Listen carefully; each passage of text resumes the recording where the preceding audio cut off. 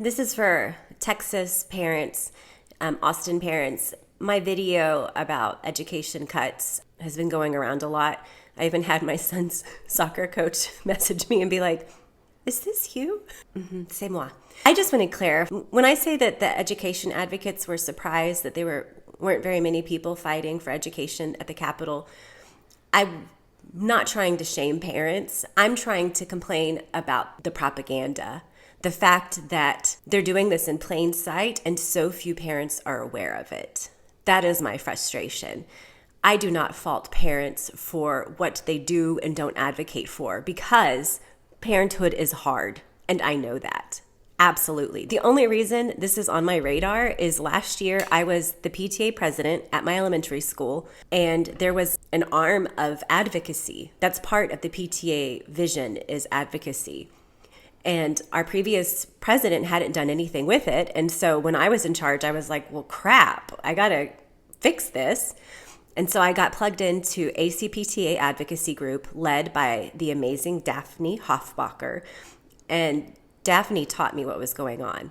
And the more I learned, the more furious I got.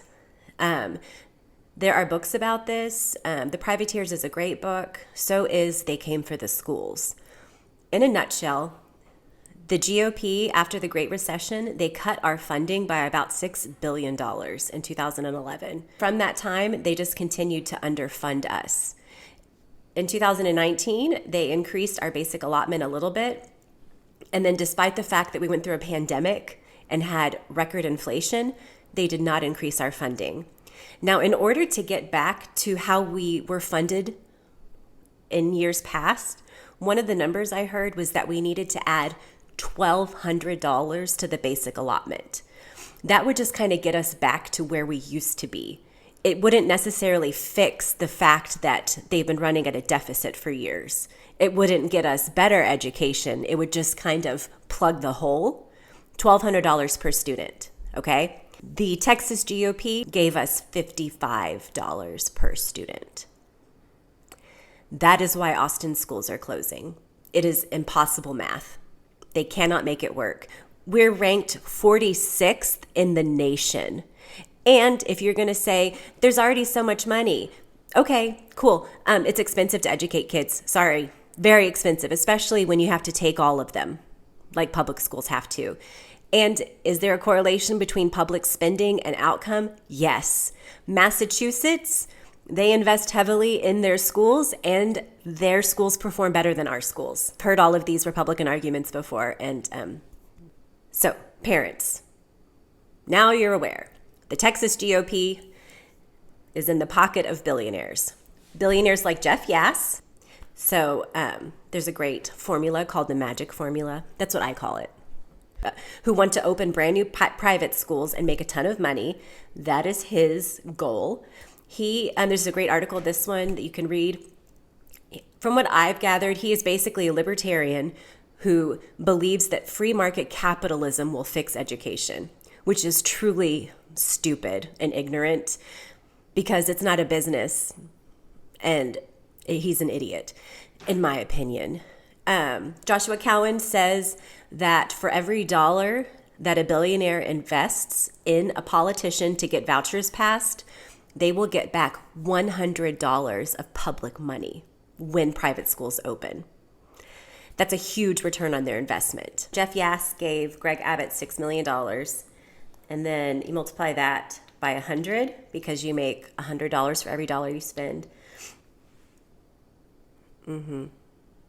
That is what Jeff Yass will make off of private schools. So there are billionaires who want to make money and are bored. Jeff Yass is a trader. He's a hedge fund guy, and he's just bored. And then you have Tim Dunn and Ferris Wilks, the billionaires who want everyone to be Christians. Their plan, it's not so much to make the money off of the private schools, it's to cripple the public schools so that they close. And then people like in rural areas have nowhere else to go except for the private Christian schools, which will then indoctrinate the children so that we can have a white Christian nationalist state. That is not my words. Those are their words. You can find many articles about them in Texas Monthly and online. Go ahead and search for them. I'm not making it up. I'm not crazy. They are. And so that is the story. Now that you're aware, a lot of you are aware, and it's affecting you, which Jean Wu said this at the end of the session. Hey, when your schools start closing, please be mad at the Republicans and not your schools, not us, because the Democrats were fighting against this. What you can do now is fight for Gina Hinojosa to be our governor. She's announcing her bid soon. It was leaked to me a few weeks ago, and I got really excited. And but she's announced it, I think, pretty much officially. And she is incredible. She is an Austin mom who got really mad when her school closed, Peace Elementary. And so she joined the Austin School Board. She's the representative for Austin in the state legislature in the House of Representatives. And she served with James Tallarico on the Public Education Committee.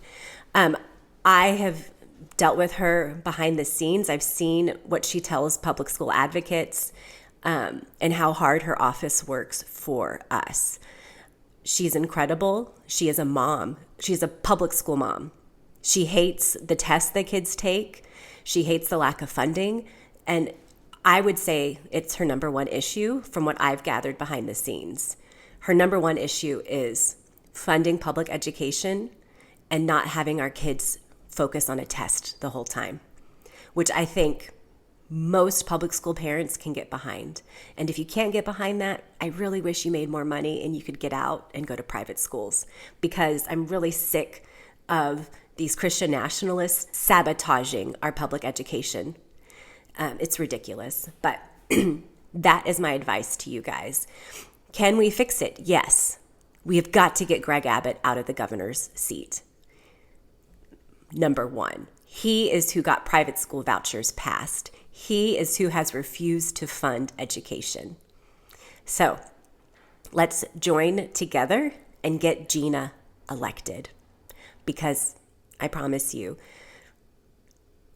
she will fight tirelessly for families.